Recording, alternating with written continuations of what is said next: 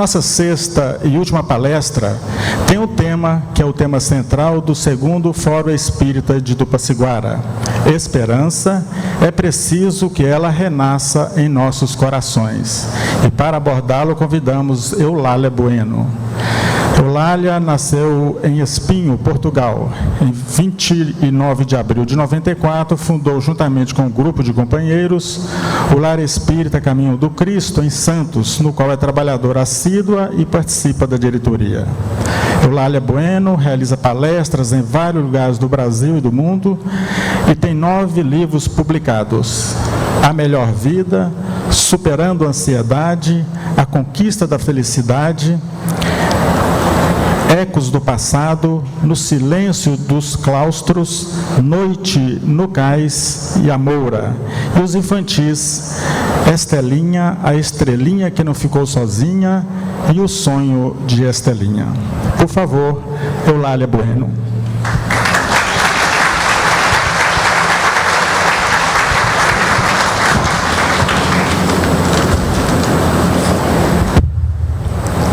Boa tarde a todos. Eu sei que a jornada hoje, de longas horas, pode ter trazido cansaço físico natural, mas a alma está refeita pelos encontros e reencontros, pela alegria de participarmos no Brasil em que nos encontramos agora, e para o qual, infelizmente, os nossos sentimentos, sem cuidado, sem atenção, têm reservado adjetivos pouco felizes. Este foi um dia de radiação de paz, ainda mais que nós temos aqui alguém com nome Divina,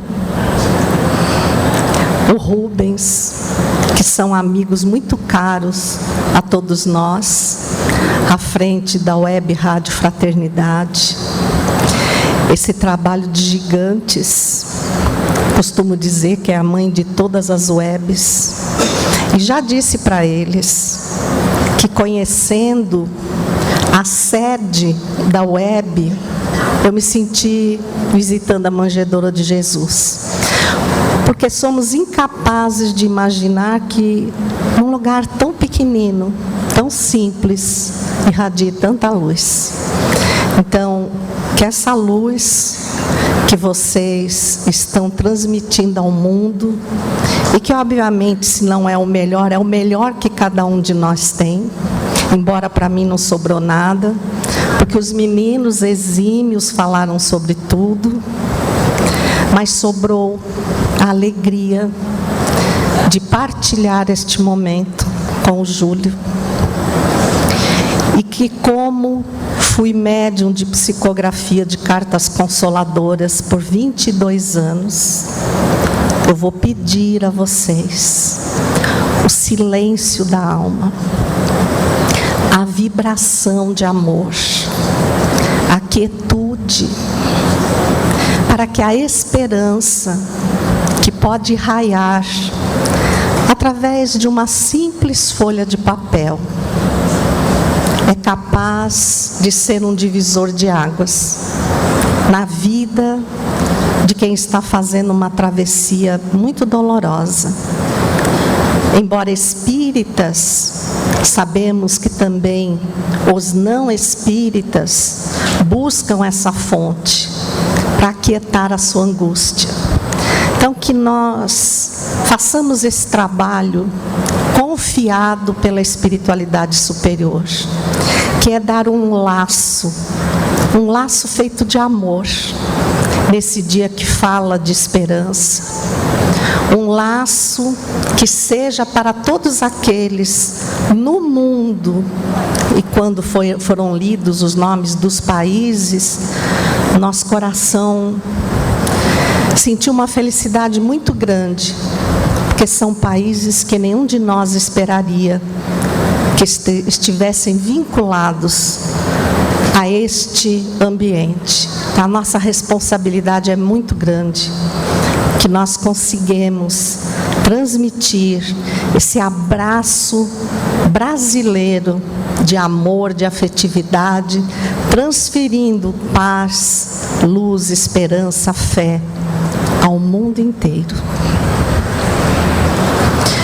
Nós temos o hábito de contar histórias. E hoje não podia ser diferente. E a que escolhemos é de um rei. Um rei muito justo, muito sábio, muito poderoso, mas que em meio à vida, ele também tinha graves obstáculos, graves desafios. Entre eles, só lhe sobrara a filha, que era o seu tesouro maior. E ao fazer 15 anos, ele queria lhe oferecer um presente. E nós só sabemos, porque estamos habituados, porque fomos treinados para isso, expor o nosso sentimento através de um presente material. Nós achamos que ele é capaz de expressar aquilo que sentimos pela pessoa. Então ele chamou um ourives e disse-lhe: eu quero que você crie uma joia única, que nunca possa ser comparada a nada. Porque é exatamente essa forma como amo a minha filha. É isso que ela representa para mim, uma joia única. E eu queria presenteá-la. E ele entregou-se a essa tarefa, esmiuçando todas as pedras, detalhando cada desenho das pedras. E entregou ao rei um colar ímpar, que fugia realmente a tudo que se poderia imaginar. Ele deu à filha, expressou-lhe o amor, o carinho que tivera para fazer aquele pedido, e assegurou-lhe que realmente era único, era um tesouro único como ela em sua vida. A menina pôs-se a usar o colar, e alguns dias passados, como era o hábito, ela acordava, dirigia-se a um móvel colocado ao lado do seu leito, e independente da roupa que vestisse, porque mulher gosta de combinar tudo, ela punha a joia. Só que, naquela manhã, a joia tinha desaparecido. Comunicando ao pai, estabeleceu-se uma desordem no palácio, porque todos os criados eram de extrema confiança. Eram como se fosse uma família. Como algum deles poderia simplesmente ter furtado aquela joia? Procedeu-se a uma grande revista e nada foi encontrado. Começaram a procurar pelos jardins do palácio e nada foi encontrado. E esse movimento entra e sai de guardas despertou um velho homem que passava o seu tempo às portas do palácio. Tido como um homem sábio, porque sábio naquela época era quem conseguia viver sem nada. Então ele não tinha nada. E aí ele perguntou: por um acaso vocês estão procurando por uma joia? Imediatamente o guarda agarrou, acreditando, como ele sabia? Será que num descuido ele invadira as dependências do palácio e furtara a joia tão preciosa? E quando levaram à presença do rei, ele então expôs: não, é que eu vi ao amanhecer um enorme pássaro que voava dos jardins do palácio e carregava em seu bico algo que cintilava. Não dei grande importância, mas agora, ouvindo falar da joia que sumiu, supus que poderia ser isso. Diante da afirmativa, o rei expressou ordens a todo o povo de que aquele que encontrasse e restituísse a joia receberia uma enorme recompensa. Todos foram procurá-la, óbvio. E entre eles, um jovem profundamente revoltado. Ele queria mudar a sua vida. Ele não aceitava a condição em que vivia. E tão revoltado estava que afirmava para si e para quem quisesse ouvir que não importavam os meios. Ele queria mudar a vida. E saiu, largou tudo que fazia e saiu, observando primeiro para onde a maior parte das pessoas se dirigiam e tomando o rumo contrário, que era o pântano.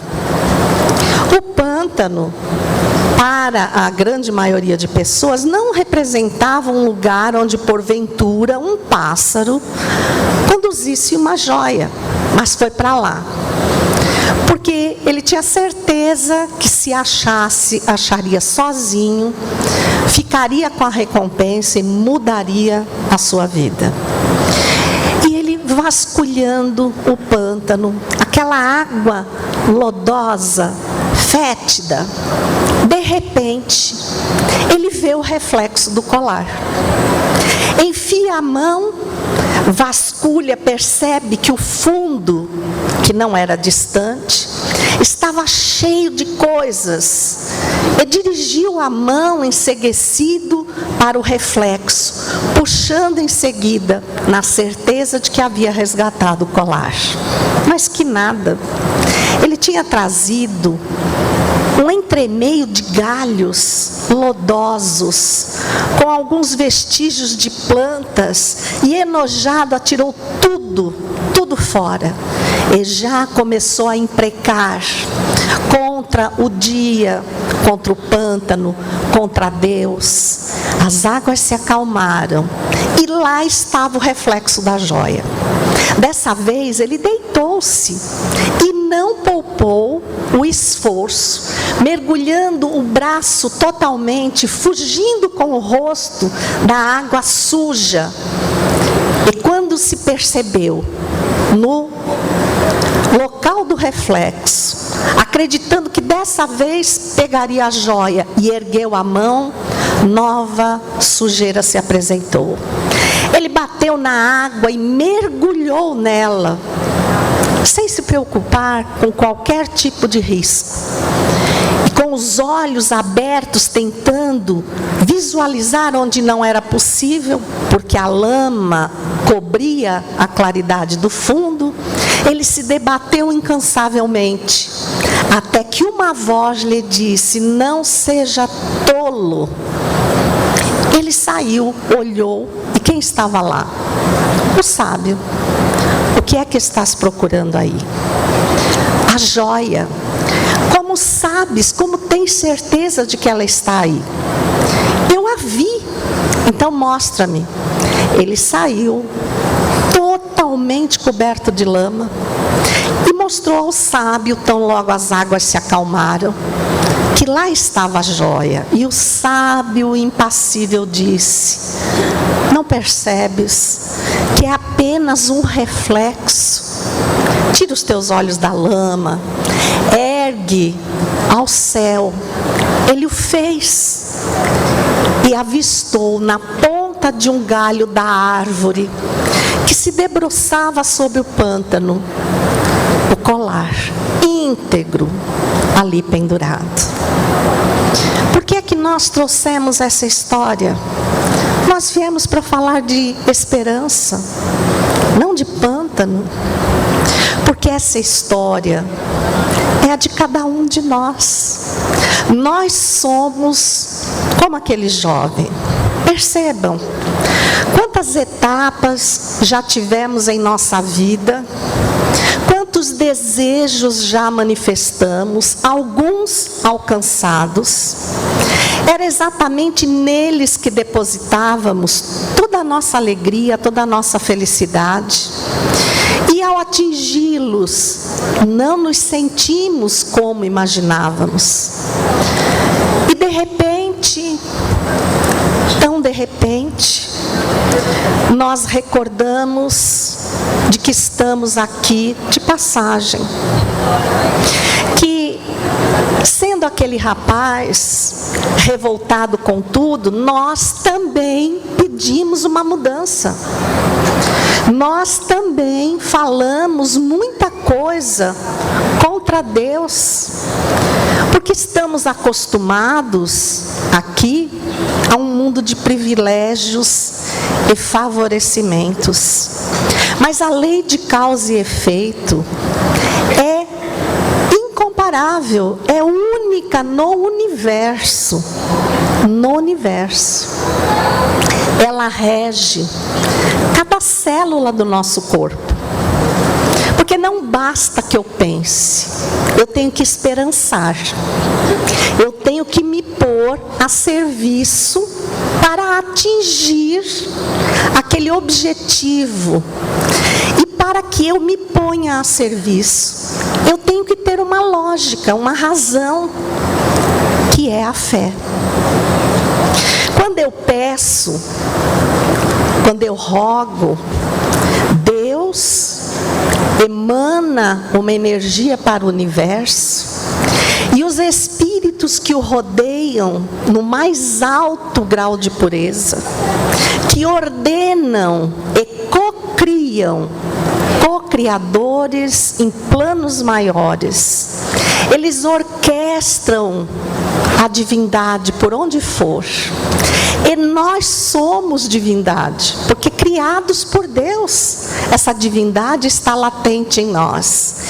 E rogamos ao Pai uma mudança, porque como espíritos desenfaixados do corpo biológico, nós estamos de posse da integridade daquilo que somos. E muitas vezes nos encontramos perseguidos, em graves complexos de culpa aterrorizantes, rogando a bênção do esquecimento que nos permita recomeçar. Como é que eu posso recomeçar junto a alguém a quem eu fiz mal ou que me fez mal, se eu ainda não me desprendo das coisas mais simples e tudo me faz sofrer? Imagine essa circunstância. E debruçam-se sobre nós espíritos que não conseguimos nem descrever, tamanha a grandiosidade deles, mas que convidamos vocês a ler um pouquinho sobre eles. No livro Missionários da Luz, que muitos de nós conhecemos, é o da reencarnação do Segismundo, dele e de todos nós. Então vamos lá no capítulo 12, preparando experiências e ver, ou conhecer, ou relembrar, como foi esse planejamento amoroso que a espiritualidade nos fez. Foi exatamente como aquela joia que o rei ofereceu à filha.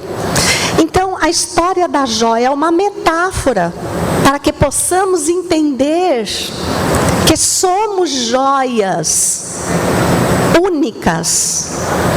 Não dá para avaliar a nossa preciosidade.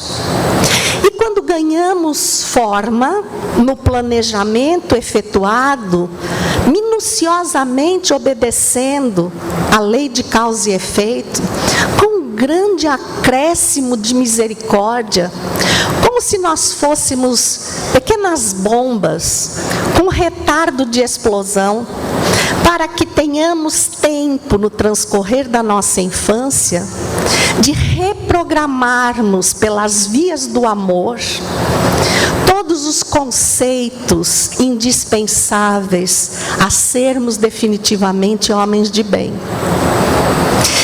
E essa joia mergulha no mundo material, que se assemelha ao pântano, as águas lodosas, em que a maior parte de nós esquece momentaneamente a própria biografia, para podermos ombrear, caminhar lado a lado com os nossos inimigos, aqueles que nós consideramos assim, porque de fato eles só existem pela falta de educação moral, do exercício moral, ao qual estamos sendo chamados todos os dias da nossa existência.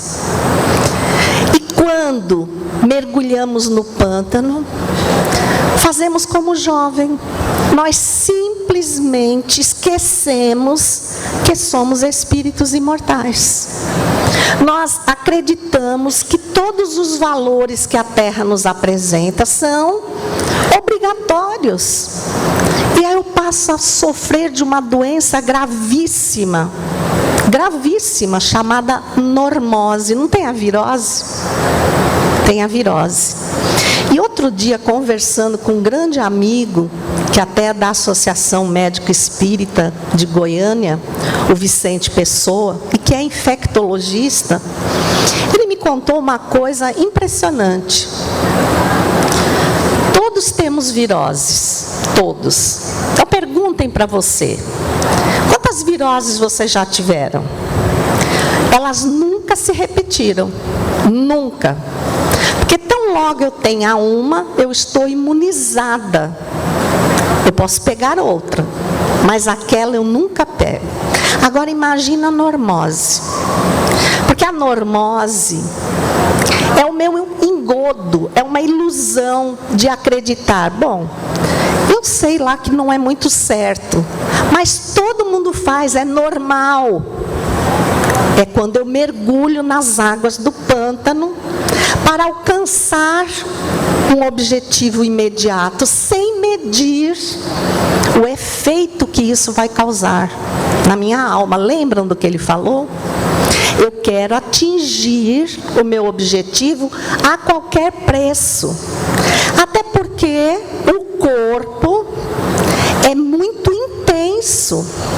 Hoje foi citado aqui por um dos amigos, Alcione, como queiram, do livro Renúncia. Quando ela quis reencarnar e manifesta essa vontade ao seu benfeitor, ela já, um espírito de uma condição bem superior à nossa, ele lhe pergunta: você tem certeza? Porque todas as conquistas que você fez, quando no corpo, elas passam a um estado de anestesia devido às urgências que o corpo nos impõe. Você está com muita dor de cabeça, com muita fome, e é a hora do seu evangelho. O que é que você faz primeiro? Você atende às necessidades do corpo. E com isso, se eu não preservo o cuidado, a atenção ao meu campo espiritual, eu acabo esquecendo que sou espírito. E ao esquecer que eu sou espírito, eu mergulho nesse estado de normose, eu também apago a esperança em mim. Porque a esperança, não aquela esperança vaga, que eu espero que alguém me traga. Não, aquele movimento real de buscar, debruçada sobre tudo que eu tenho na vida, em movimento para crescer espiritualmente, saber separar. Isto é para usufruir, mas eu não vou levar. O que é que eu estou fazendo para levar comigo?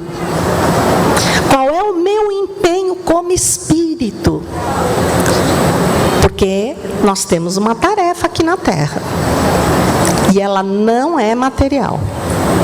Não é material. Nós não vamos levar nada de material. E quem hoje está aqui, diante da mediunidade de psicografia, tem um grande motivo. E não é material. É da alma. É da alma. E na maioria das vezes, essas almas, quando retornam, deixam um grande vazio, não o vazio apenas da saudade, mas muitas vezes da culpa, do remorso por algo que eu fiz ou que eu deixei de fazer.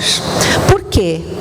Porque ao abandonar a certeza de que eu sou uma alma imortal, ao acreditar que sou apenas um corpo, como disse o William muito bem, reforçou o Manuel, nós acabamos perdendo a conexão com a vida do Espírito.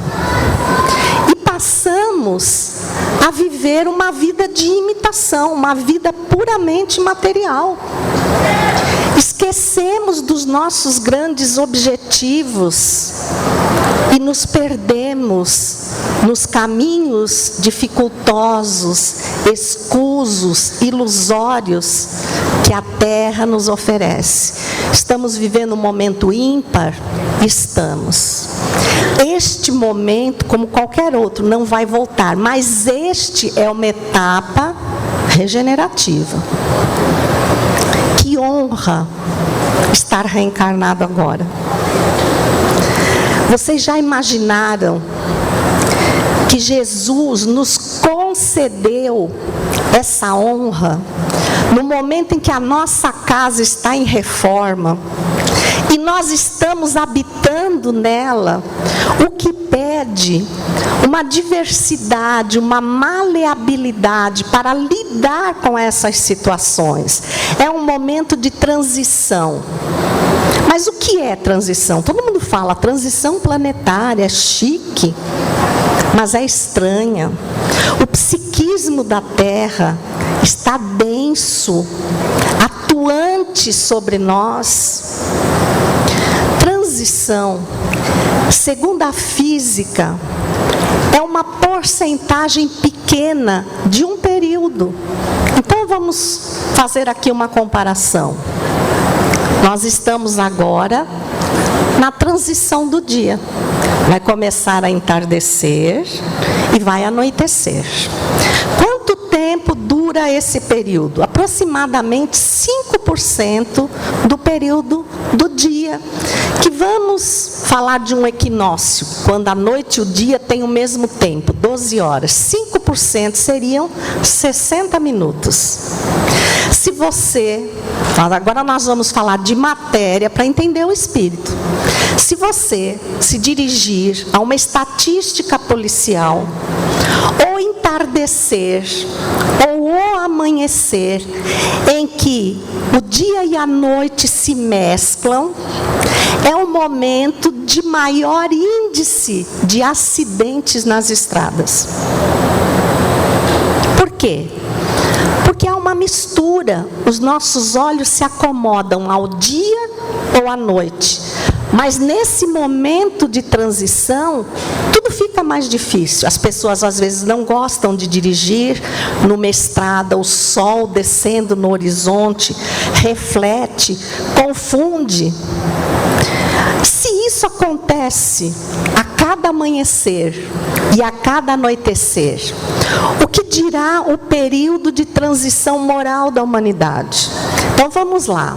Há mais ou menos 12 mil anos atrás, nós tivemos a chegada, eu não gosto de chamar os exilados, porque a Terra é um mundo tão lindo, eu acho que foi uma escola de amor, e que eles tiveram a bênção de reingressar, ou de ingressar, para alavancar o progresso de espíritos primitivos, que aqui iniciavam a sua caminhada na humanidade.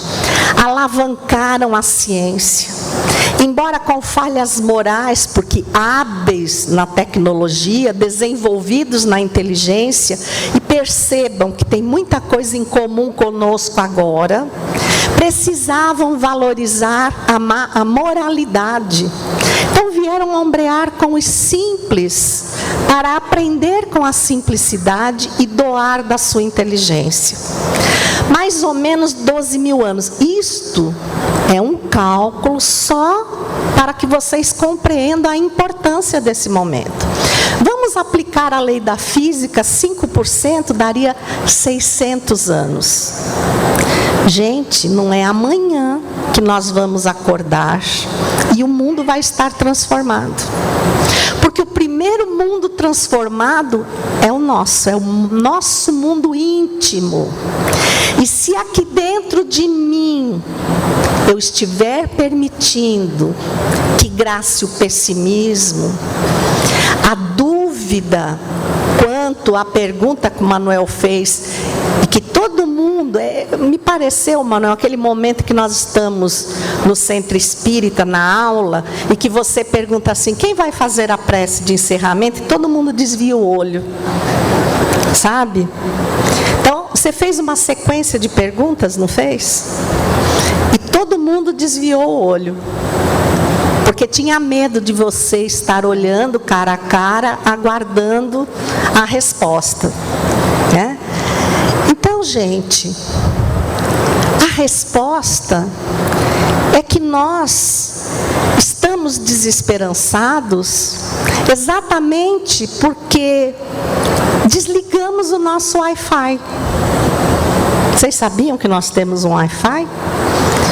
A Deus, a desconexão com Deus, estamos abatidos pelo desânimo. E é lamentável dizer isso de nós espíritas. Mas o que é o desânimo? Então, vamos separar o des do ânimo. Ânimo vem do latim animus, ou ânima, alma, sopro de vida. Nós estamos sem alma, nós estamos agindo como se não fôssemos alma, como se fôssemos apenas corpos, com pressa de atender às nossas necessidades. Hoje vão ser lidas aqui cartas, quem vai recebê-las, nós não sabemos, mas na realidade elas são para todos nós. Para todos nós, são uma advertência do mundo espiritual ao que estamos fazendo da nossa convivência e dos valores que, quando rogamos à espiritualidade que nos concedesse a chance da reencarnação, nós falamos que íamos esmerar. Nós íamos trazer esses valores para esmerar, e se conseguirmos esmerar um que seja, valeu a reencarnação. Eu estou aqui em mãos com uma psicografia, porque já que íamos encerrar com a psicografia, eu trouxe uma de Eurípides Barçanufo, não vou ler inteira, mas faço questão de citar um trecho dela. Ela foi recebida por Sueli Calda Schuber no dia 14 de setembro de 1983, no Centro Espírita Ivon Costa, em Juiz de Fora, a casa onde serve, digamos assim, Sueli Calda Schuber. E Eurípides diz assim: os espíritas não devem engrossar as fileiras do desânimo. Temos o dever inadiável de transmitir coragem, infundir ânimo, reaquecer esperanças e despertar a fé. A fé no nosso futuro. A certeza de que estamos destinados a uma nobre missão no concerto dos povos, mas que a nossa vacilação, a nossa incúria podem retardar. Responsabilidade nossa, tarefa nossa. Estamos cientes de tudo isso e nos deixamos levar pelo desânimo. Este vírus de perigo inimaginável.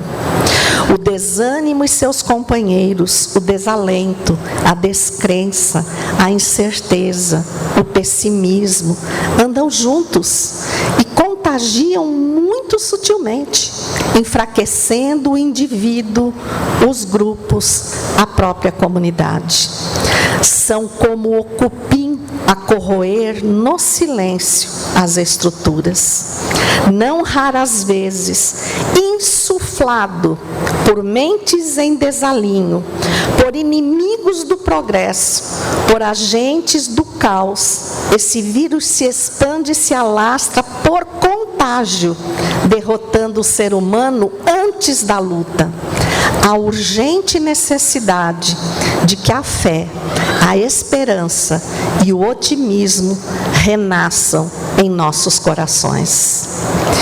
Quando eu tenho clareza da minha caminhada, quando eu sei de onde eu vim e para onde eu estou indo, quando eu busco respostas para aquilo que realmente eu sou, estabelece-se a fé lúcida, a fé clara, que o Espiritismo veio nos trazer através desse pioneiro que foi Allan Kardec.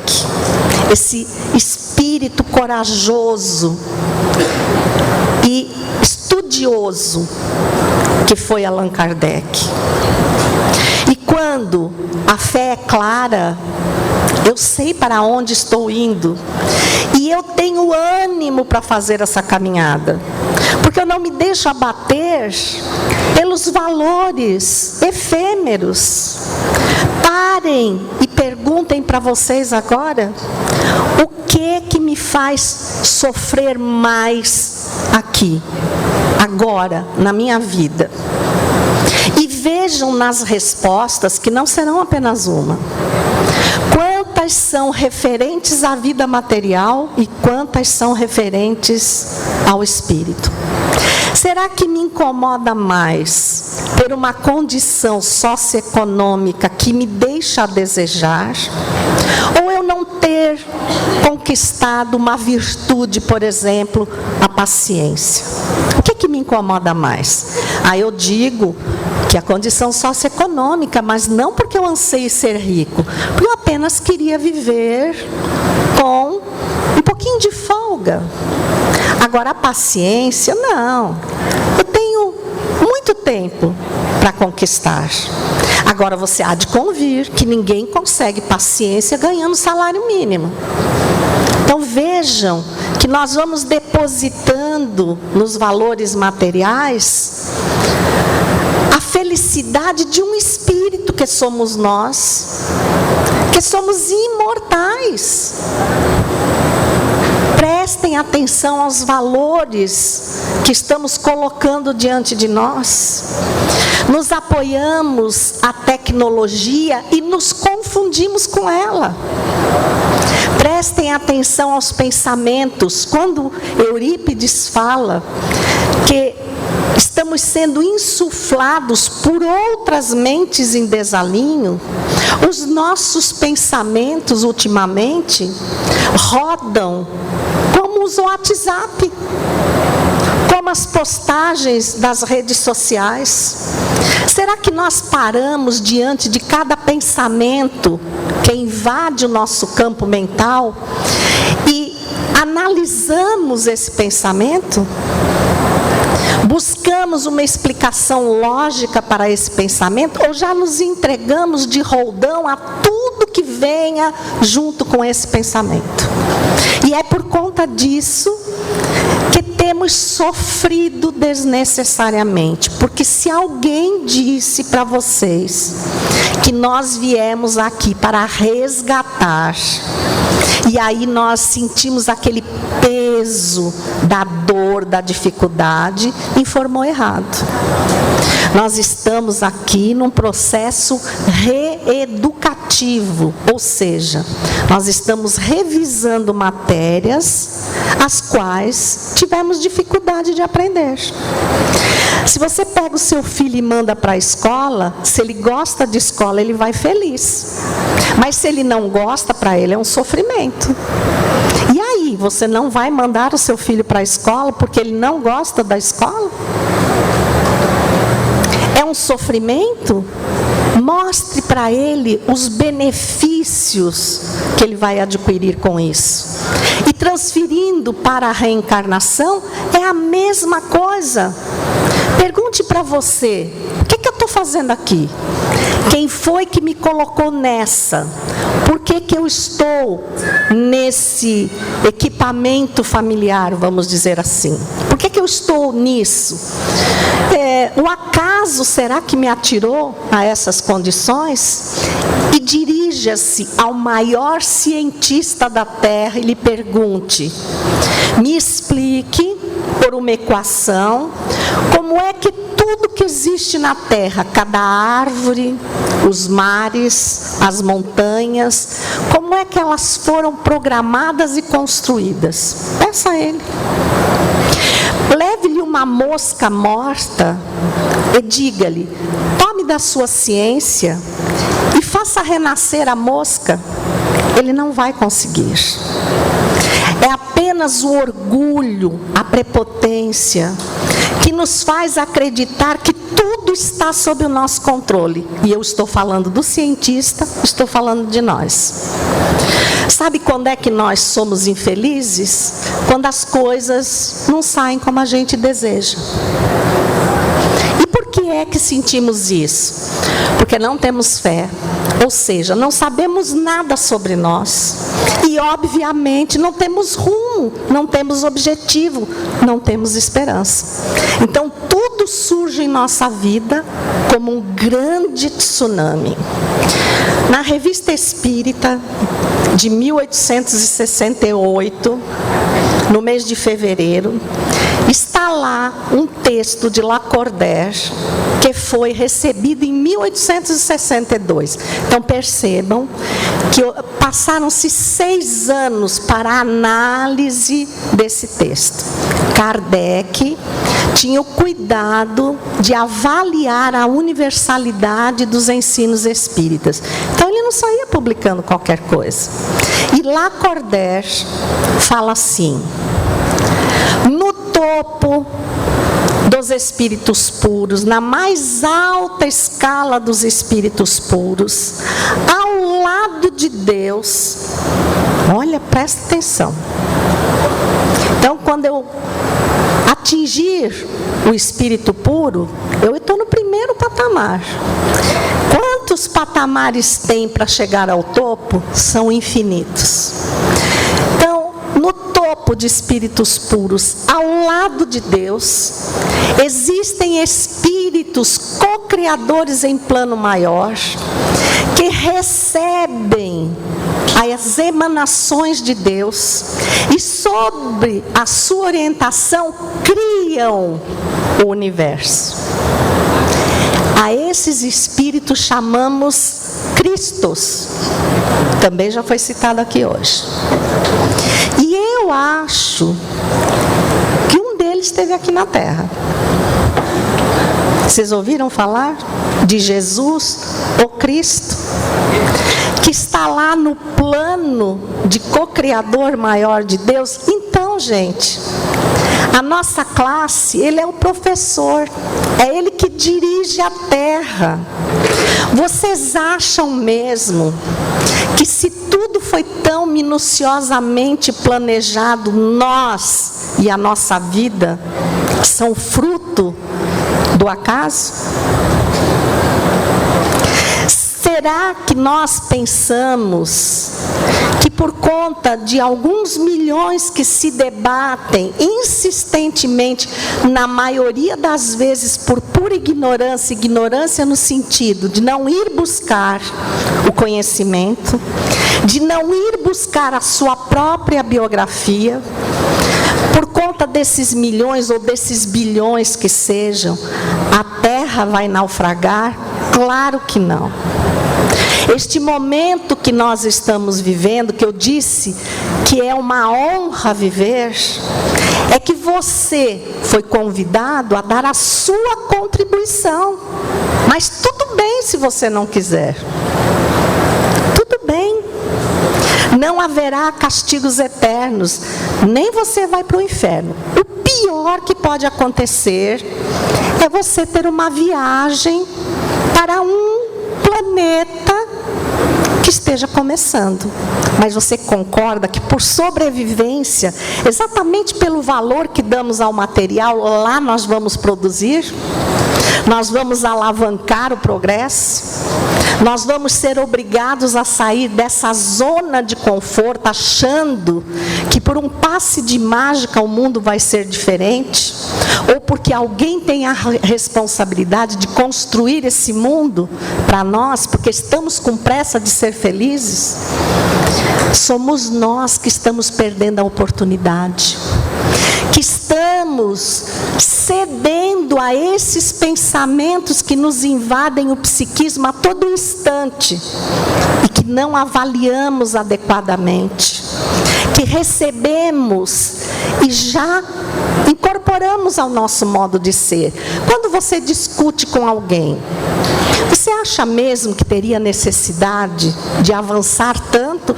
Ou na maioria das vezes você sente arrependimento pelo que diz, pelo que faz, e acaba concluindo: meu Deus, para que eu falei tanta coisa? Eu nem deveria. Mas por quem você foi potencializado? Também foi dito. Influenciam os espíritos em nossa vida, mas que tipo de espíritos influenciam? Depende das escolhas que fazemos. Tem uma história que não pertence a esta palestra, mas a pedido desse espírito de luz que veio para ser meu marido, porque tem que ser um espírito de luz, tá? Nós estamos fazendo 39 anos de casado, precisa ser um espírito de luz para suportar essa carga. E ele falou: conta essa história. Eu vou contar. Até porque ela demonstra que fé não é essa nonada que eu digo: eu tenho fé em Deus, eu tenho fé que amanhã tudo vai mudar na minha vida. Ai, que fé interessante. Ó Deus, eu acredito em você. Então você faz o trabalho que amanhã, dependendo do que você vai fazer, eu continuo não acreditando em você. Mas aquela mulher tinha uma fé incrível e óbvio que tinha esperança, porque fé, esperança e caridade são três irmãs inseparáveis. E quando nós as conquistarmos, estaremos redimidos. Vejam só. E ela ficou viúva, com 6 filhos. O mais velho de uns 13, 14 anos e o mais novo ainda muito pequeno. Quem é que dá emprego para uma mulher dessas? Ela não tinha creche para pôr os filhos, então ela não tinha como ir trabalhar. E aí ela começou a vender tudo que havia em sua casa para sustentar o seu lar. Havia dias que os seus filhos choravam, desesperados de fome. E o que ela fez? Ela não vendeu um rádio, aqueles radinhos antigos. Então ela punha numa estação de música, começava a cantar, fazia os filhos dançarem, e o cansaço fazia com que eles adormecessem e esquecessem a fome. Só que já se passavam mais de 10 dias. E o que ela dava aos filhos era água. E orava a Deus e dizia: meu Pai, antes deles serem meus filhos, eles são teus filhos. Eu estou no limite daquilo que eu posso fazer. Então está em tuas mãos. Olhe que confiança. Isso é fé e esperança. E aí um dia lá, ela já não suportava mais ver os filhos já caídos de fome. E entra um programa e o locutor do programa diz: ei, você que está me ouvindo, eu não quero saber se você crê em Deus, porque crer é diferente. Você crê que amanhã vai fazer sol? Creio. Tem certeza? Então fé é ter certeza. Se você tem certeza que Deus existe, liga para mim, conta a sua história. Ela correu na vizinha, pegou o telefone, ligou e disse: moço, eu vou provar que Deus existe. E aí narrou a sua história.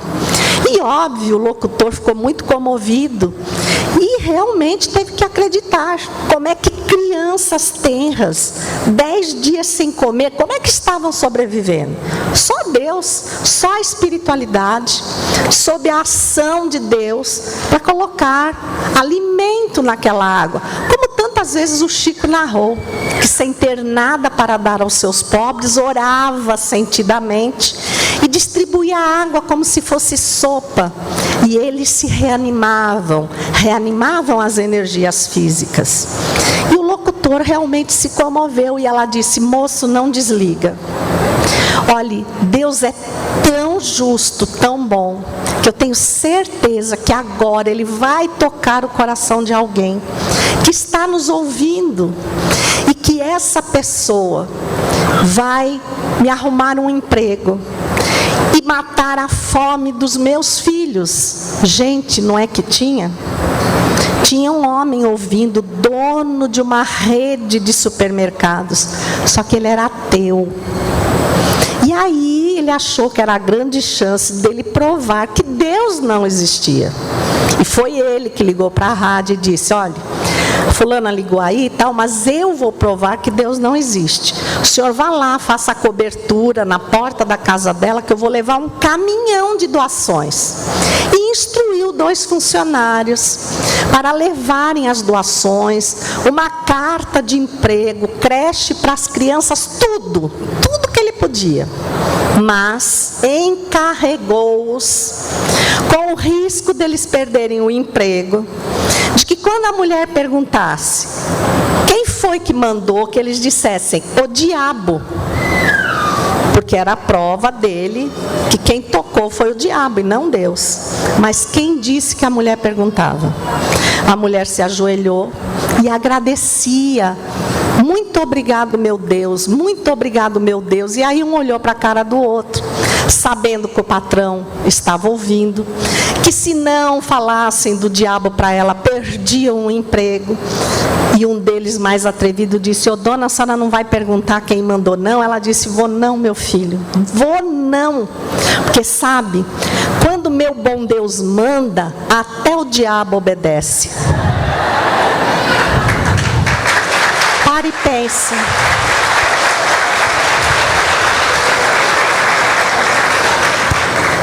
Esperança é aquela certeza que você tem de que mesmo quando as trevas estão caindo, lá no fundo você vê um sol chamado Jesus. Esperança é a força que nos move a vencer o mundo, muitas vezes sem vencer no mundo, porque mesmo que esteja além da minha capacidade de entender, vendo tudo que me cerca, todas as belezas que se conjugam na Terra e no universo, eu sei que uma inteligência suprema assina essa grande obra. E é sob a condução dessa inteligência que eu vou construindo o meu próprio caminho. Imaginem a grandeza de um espírito que não se sente contrariado ante as traquinagens que nós fazemos. Nem nunca nos tira o direito de escolher. Quando muitas vezes alguém dizem que a Terra é uma escola, mas eu acho que é uma prisão. Eu um dia, ao ser inquirida sobre isso, com certeza inspirada pela espiritualidade, disse: não é prisão. Você não consegue ver nenhum carcereiro vigilante sobre nós. Ao olhar, você só vê benfeitores. Então, benfeitores não são obra de espíritos infelizes. Se sobre nós se debruça o amor de tantos benfeitores, há uma grande razão para a nossa existência. Nós podemos não crer em nós, mas não crer em Deus, quando tudo ao redor aponta para a existência dele. E logo não ter esperança é porque eu estou sem alma. figurativamente sem alma. Eu me larguei à própria sorte, eu cortei minha comunicação com Deus. E quando eu corto essa comunicação, eu me sinto à deriva. Mas o que eu sou e o que eu sinto não representa a grandiosidade do universo. O nosso planeta perante o universo é um grão de areia no deserto. O próprio Chico pediu a Emmanuel que ele queria ter a oportunidade de vislumbrar a grandeza de Deus. E Emmanuel disse: Chico, é melhor você continuar a beleza da sua tarefa. Mas eu queria saber a grandeza da Terra no universo. Emmanuel riu e disse: então tá bom, Chico. Desvencilhou do corpo e lançou um pouquinho para fora da terra. Ele olhou a terra e disse: nossa, Emmanuel, olha que linda. E aí Emmanuel se afastou um pouco mais e ele viu o nosso sistema solar. E diante do sistema solar, a Terra já estava pequena. Emmanuel afastou-se, levou Chico e ele viu a nossa galáxia com milhões de sistemas solares.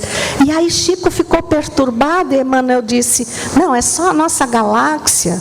Essa galáxia roda em torno de nebulosas que rodam em torno de outras nebulosas maiores. Aí o Chico falou: não, Emmanuel, me deixa voltar para a cama, acordar, tomar um cafezinho, um pãozinho de queijo, né? Porque ele era mineiro. Então vejam que há muita coisa que nós ainda não temos capacidade de atingir. Mas que tal olhar para você, olhar para essa obra-prima, essa joia ímpar e perceber que nós somos joias de Deus. Não há uma igual a nossa. E se, num momento de escuridão, você, sob o manto da agonia, desacreditar de Deus, lembre do momento em que a terra, sob a orquestração de Jesus e outros espíritos de escola, foi criada. E Jesus queria estabelecer o dia e a noite, e viu que, embora todas as belezas, ela permanecia mergulhada na escuridão.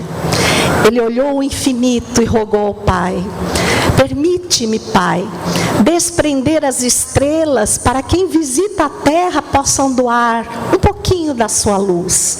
E elas vieram por entre as florestas, sobrevoando os mares, na doce música das cascatas, as estrelas soltaram as suas fagulhas e iluminaram a terra. Voltaram ao manto vestusto do universo. E Jesus sabiamente percebeu que uma delas permanecera. Veio buscá-la. Perguntou-lhe: o que fazes, Senhor? Eu me encantei com a beleza da terra. Deixa-me ficar. Mas tu fazes parte do infinito dos céus. Olha para ti. Olha que cor linda tu tens. Deixa-me ficar. Mas tu não podes ficar. Para ficares, terias que te despedaçar. Pois despedaça-me, Senhor. Mas deixa-me ficar em infinitas fagulhas de luz no coração dos homens, para que eles nunca descreiam de Deus. Jesus, emocionado, orou ao Pai, e o Pai concedeu a ela a bênção de permanecer conosco. Um tantinho daquela luz está aí, ó, dentro do seu coração, porque aquela estrela verde chama-se esperança. É por isso que, diluído corpo, a luz da esperança nunca se apagará dentro de nós. Que saiamos daqui hoje distribuindo essas fagulhas, gratos a Deus, a Jesus, pela bênção do convívio feliz deste domingo. Muita paz, muita gratidão a todos.